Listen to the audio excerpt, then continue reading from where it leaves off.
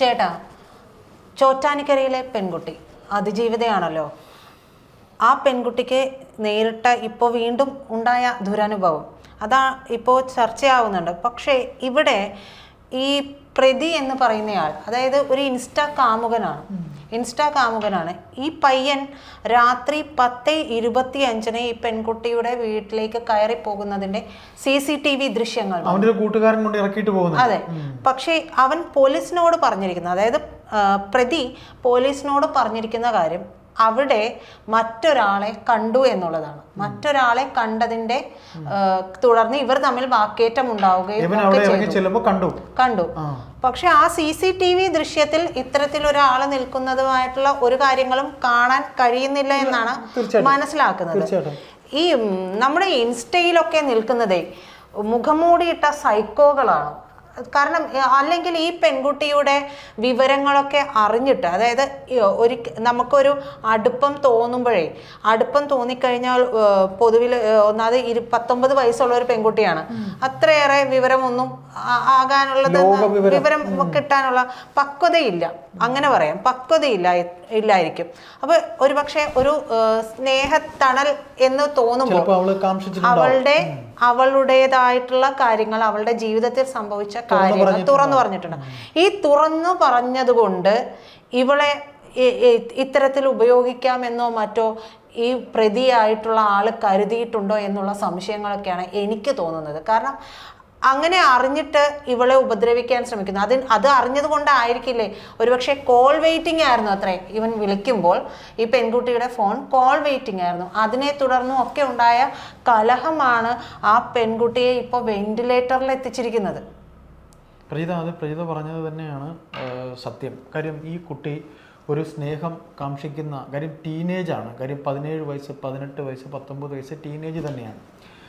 ഇതിൽ എനിക്ക് തോന്നിയിട്ടുള്ള ഒരു കാര്യം ഞാൻ പറയുന്നത് തെറ്റായി പോവുകയാണെങ്കിൽ ക്ഷമിക്കുക. കാര്യം ഞാനൊക്കെ പഠിക്കുന്ന സമയത്ത് ഈ 17 വയസ്സ്, 18 വയസ്സ്, 19 വയസ്സിൽ അത്യാവശ്യം പക്വതയൊക്കെ ഞങ്ങളുടെ ബാച്ചിലെ പെൺകുട്ടികളൊക്കെ ഞാൻ കണ്ടിട്ടുണ്ട്. പക്ഷേ ഇപ്പോഴത്തെ കുട്ടികളൊക്കെ എനിക്കറിയില്ല ഇവർക്കൊക്കെ എന്താണ് സംഭവിക്കുന്നതെന്ന് മനസ്സിലാവുന്നില്ല. ഒന്ന്, ആ വിഷയം. 2, ഇവൻ ഇതിനെ മുതലെടുത്തു എന്നുള്ള കാര്യം കറക്റ്റാണ്. ഇപ്പോൾ ഇൻസ്റ്റാ വഴി വന്ന കാമുകനായിക്കോട്ടെ, ഒരു വേള ഈ കുട്ടി ഇവനോട് എല്ലാം പറഞ്ഞിട്ടുണ്ടാകും, അതിനെ ഇവൻ മുതലെടുത്തിട്ടുണ്ടാകും. കാര്യം അടുത്ത് കഴിയുമ്പോൾ എനിക്ക് ഇങ്ങനെയൊക്കെയുള്ള വിഷയങ്ങളുണ്ടായിരുന്നു എന്ന് ഈ കുട്ടി പറഞ്ഞിട്ടുണ്ടാകും. അപ്പോൾ ഇവൻ എങ്ങനെയുള്ള ഒരാളെന്ന് ചോദിച്ചു കഴിഞ്ഞാൽ ഇവനൊരു തല്ലു കേസിലും ലഹരി കേസിലൊക്കെ ഉണ്ടായിരുന്നൊരു കഥാപാത്രമാണ്. അപ്പോൾ തീർച്ചയായിട്ടും തനിക്കിതുകൊണ്ട് ഇടം തനിക്ക് നടപ്പാക്കാൻ എന്ന് വെച്ചാൽ ഒരു വേള ഈ കുട്ടി പറഞ്ഞിട്ടുണ്ടാകും എനിക്ക്, അപ്പോൾ ഇതുകൊണ്ട് ഇടമെടുക്കാം എന്ന് അവൻ കരുതിയിട്ടുണ്ടാകും. അങ്ങനെ ആയിരിക്കാം ഈ ബന്ധം ഇവൻ കൊണ്ടുപോയത്. പിന്നെ നമ്മുടെ പല ചർച്ചകളിലും നമ്മൾ പറഞ്ഞ പോലെ വെറുതെ ഒരു ശരീരത്തിൻ്റെ ആവശ്യം നിറവേറ്റാൻ വേണ്ടി മാത്രമുള്ള ഒരു ടൂള് പോലെ ഇവൻ കണ്ടിട്ടുണ്ടാകാം. അങ്ങനെ ഭൂരിഭാഗം ബന്ധങ്ങളും അങ്ങനെയൊക്കെ തന്നെ ആണ് ഇന്നത്തെ ഈ പ്രായക്കാരിൽ ഉണ്ടാകുന്നത്. സത്യത്തില് ആ ചേട്ടൻ പറഞ്ഞതിനോട് ഞാൻ യോജിക്കുന്നു. കാരണം എന്താ വെച്ചിട്ടുണ്ടെങ്കിൽ ഈ പയ്യൻ ഇവിടെ വരുമ്പോ ഒന്ന് കോൾ എൻഗേജ്ഡ് ആയിരുന്നു എന്നുള്ള സംശയരോഗിയായിരുന്നു ഇവനെന്ന് പറയുന്നുണ്ട്. അപ്പൊ ഈ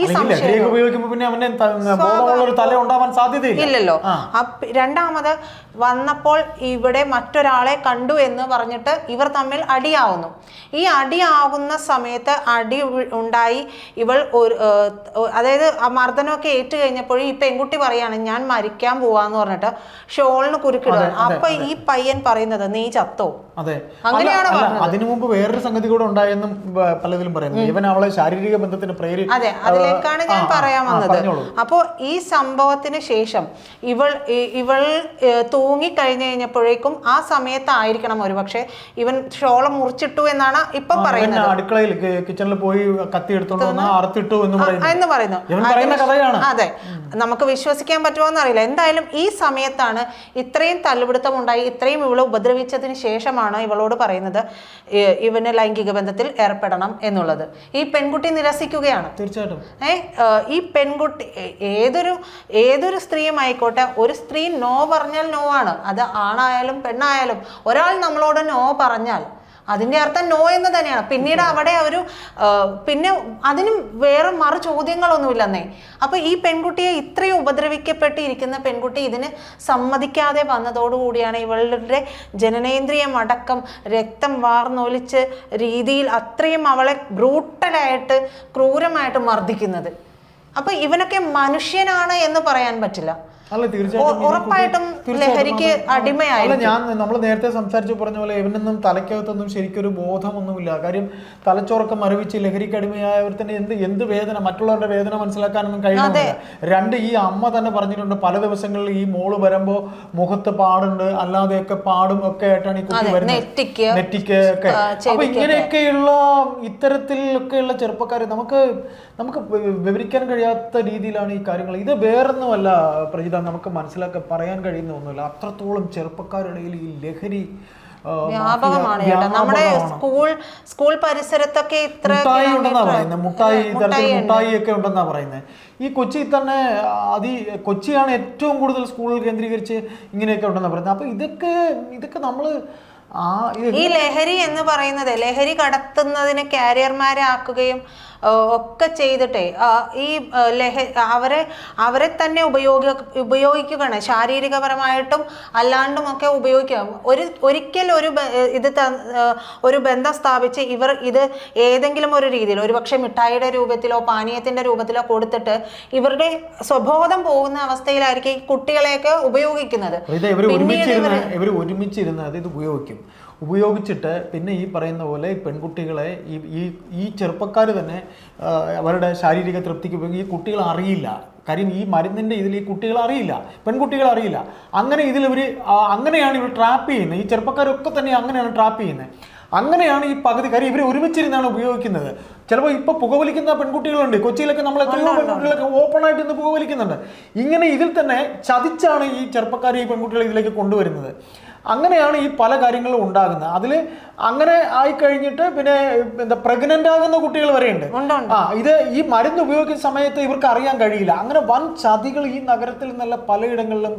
കഴിഞ്ഞ ഇടക്ക് കുറച്ച് നാള് മുമ്പ് ഒരു പ്രമുഖനായ ഒരു വ്യക്തിയുടെ മകൾ നല്ല മിടുക്കിയായിട്ടുള്ള ബുദ്ധിസാമർഥ്യമുള്ള ഒരു പെൺകുട്ടി ഗർഭിണിയാവുകയും പ്രസവിച്ച കുഞ്ഞിനെ ജനലിലൂടെ വലിച്ചെറിഞ്ഞ് കൊല്ലുകയും ഒക്കെ ചെയ്ത സംഭവങ്ങൾ ഉണ്ടായിട്ടുണ്ട്.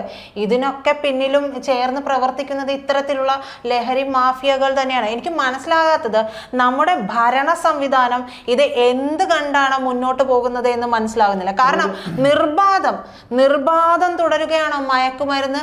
കഞ്ചാവ് അല്ല ചേട്ടാ, ഏറ്റവും നൂതനമായ രീതിയിലുള്ള സിന്തറ്റിക് ഡ്രഗ്സ് ആണ് കുട്ടികൾക്ക് ലഭ്യമായിക്കൊണ്ടിരിക്കുന്നത്. ഞാനൊരു ചെറിയൊരു കഥ പറയാം. എനിക്ക് പരിചയമുള്ള, നമ്മുടെ ജോലിയുമായി ബന്ധപ്പെട്ട് എനിക്ക് പരിചയമുള്ള ഒരു സ്ത്രീയാണ്, എൻ്റെ ഒരു സുഹൃത്താണ്. അവർ എന്നെ വിളിച്ചിട്ട് അവർ പറഞ്ഞു, അയ്യപ്പദാസിന് ഏതെങ്കിലും എക്സൈസ് പോലീസ് ഓഫീസർമാരെ പരിചയമുണ്ടോ?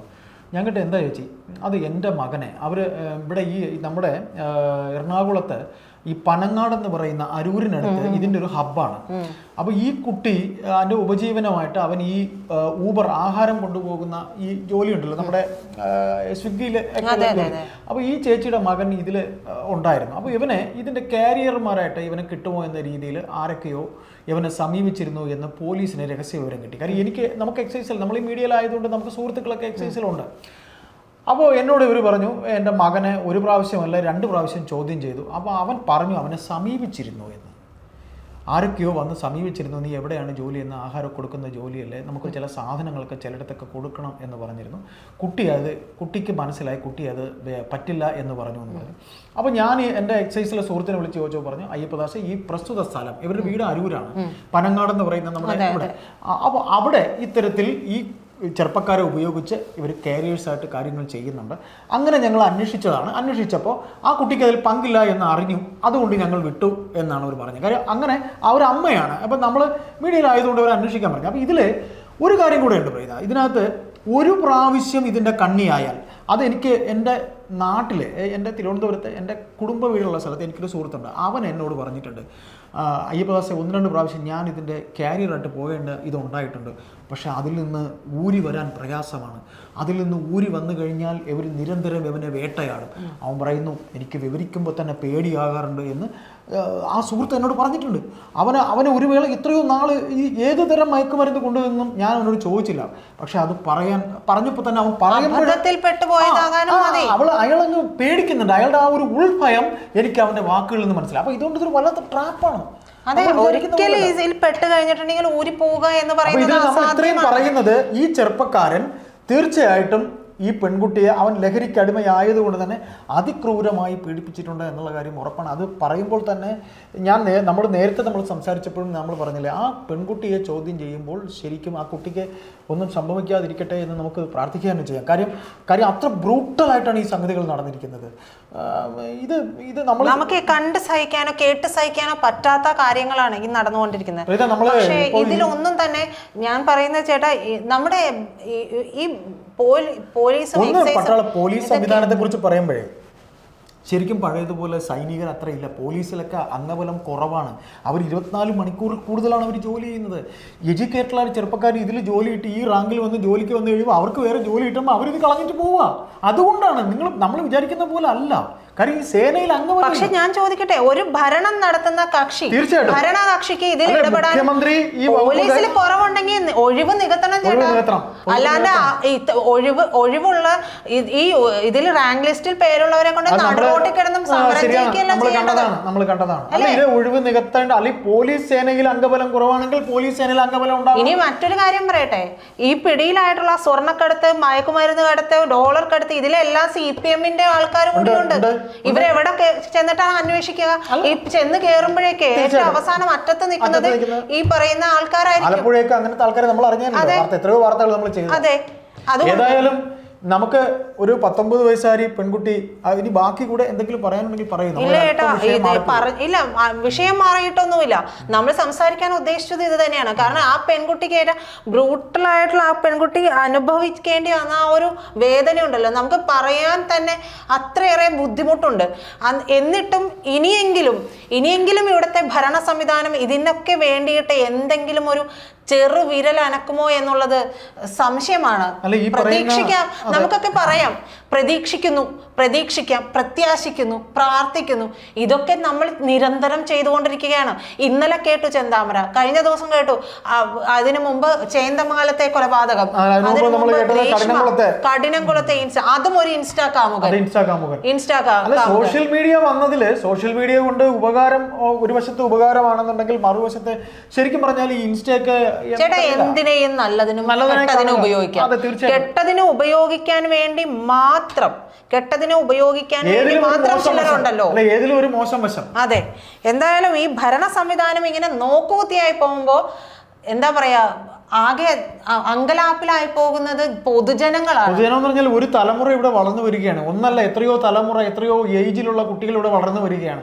അത് ഈ പറയുന്ന പടുകിഴവന്മാരടങ്ങിയ ഈ ഭരണ സംവിധാനം മനസ്സിലാക്കണം. കാര്യം തനിക്ക് ശേഷം പ്രളയം എന്ന് ചിന്തിക്കുന്നത് തെറ്റാണ് സാർ എന്ന് മാത്രമേ നിങ്ങളോടൊക്കെ നമുക്ക് പറയാനുള്ളൂ. അതെ.